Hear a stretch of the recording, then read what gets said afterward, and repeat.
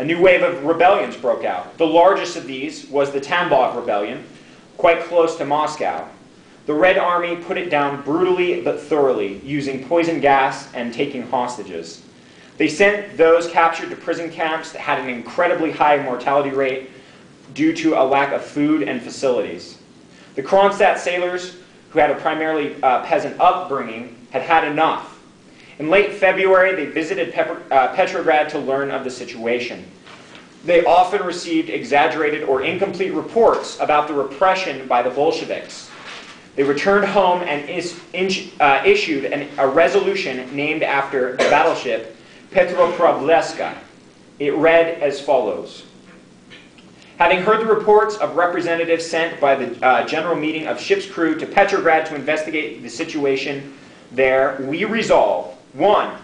In view of the fact that the present Soviets do not express the will of the workers or peasants, immediately to hold a new election by secret ballot with freedom to carry on agitation beforehand for all workers and peasants.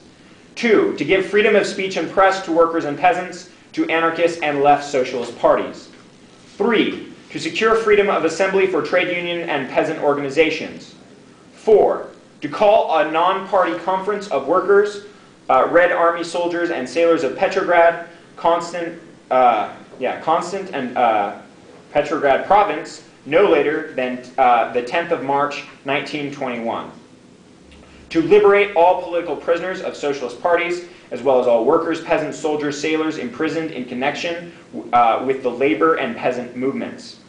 6. To elect a commission to review the cases of those being held in prisons and concentration camps. 7. To abolish all political departments, since no party should be given special privilege in the propagation of its ideas or receive financial support of the state for such purposes. Instead, cultural and educational commissions should be established, locally elected and financed by the state. 8. To remove all roadblock detachments immediately.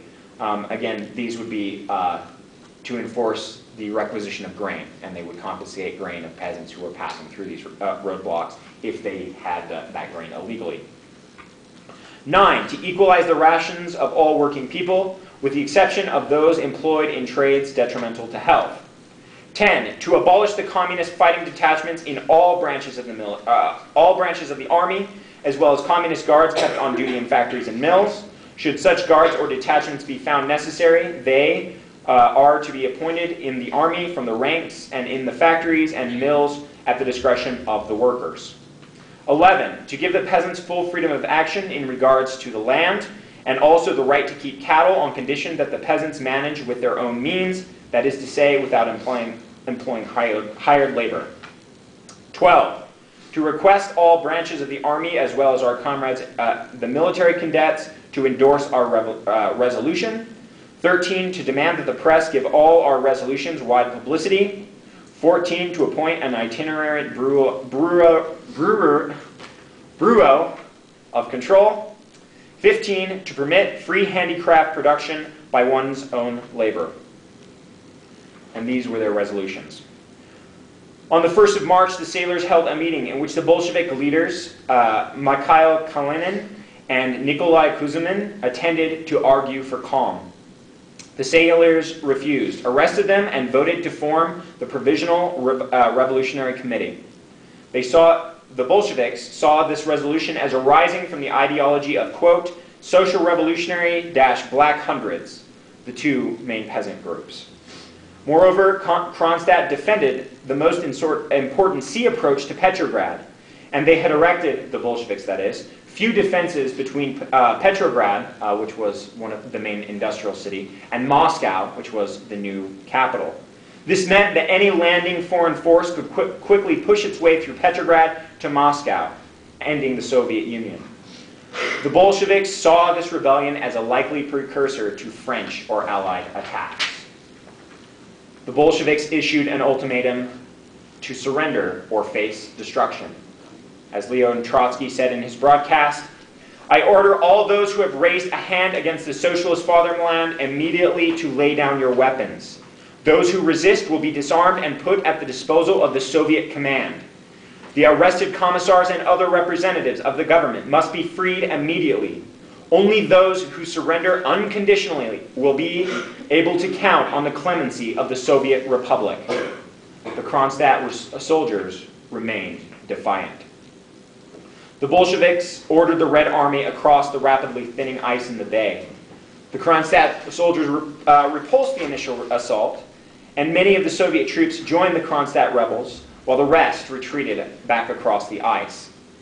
They laid out their position, the Kronstadt soldiers, in the statement, "What we are fighting for." They said, "But what is most putrid and criminal of all the creations by the communists of a moral cabal? They have laid hand even on the laborers' internal world, forcing them to think their way alone. With the aid of the bureaucratic trade unions, they have tied the workers to their benches, made labor not a joy, but a new serfdom.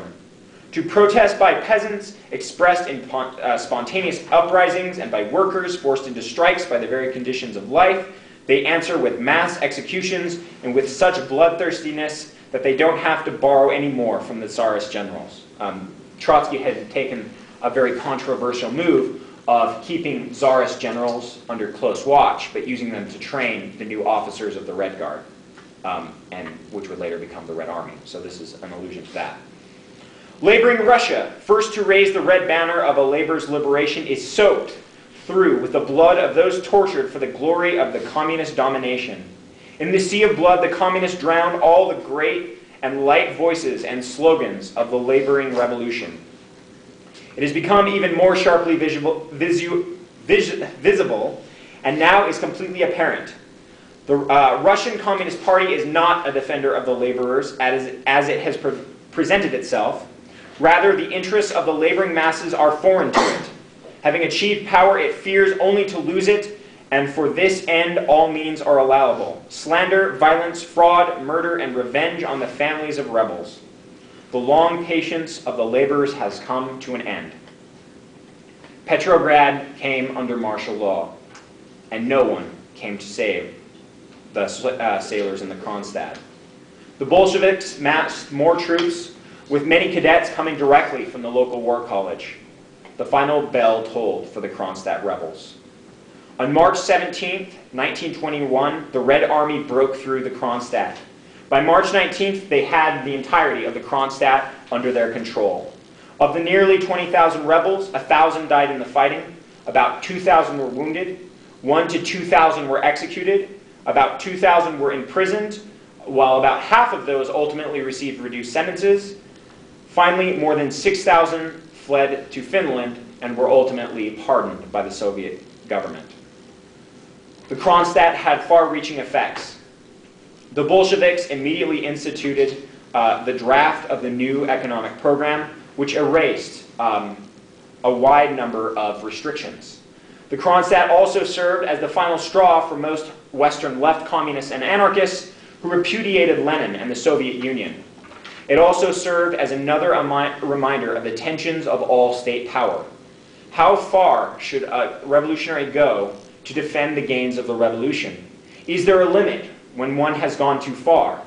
If well-meaning people threaten to destabilize the revolutionary government, what should be done then? These questions, too, are the legacy of Kronstadt, and we are confronted with the tragedy.